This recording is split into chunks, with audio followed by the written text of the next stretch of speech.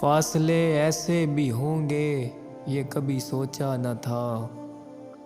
सामने बैठा था मेरे और वो मेरा न था। वो के खुशबू की तरह फैला था मेरे चार सू। मैं उसे महसूस कर सकता था, छू सकता न था। रात भर पिछली ही आहट कान में आती रही। रात भर पिछली ही आहट कान में आती रही।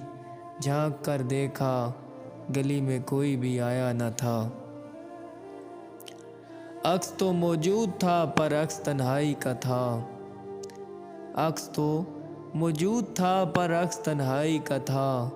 आईना तो था मगर उसमें तेरा चेहरा न था।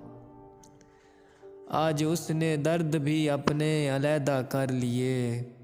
आज उसने दर्द भी अपने अलहदा कर लिए। आज मैं रोया तो मेरे साथ वो रोया न था।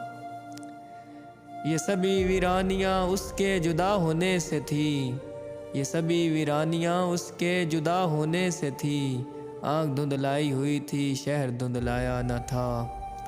याद करके और भी तकलीफ़ होती थी अदीम। याद करके और भी तकलीफ़ होती थी अदीम। भूल जाने के सिवा अब कोई बेचारा न था।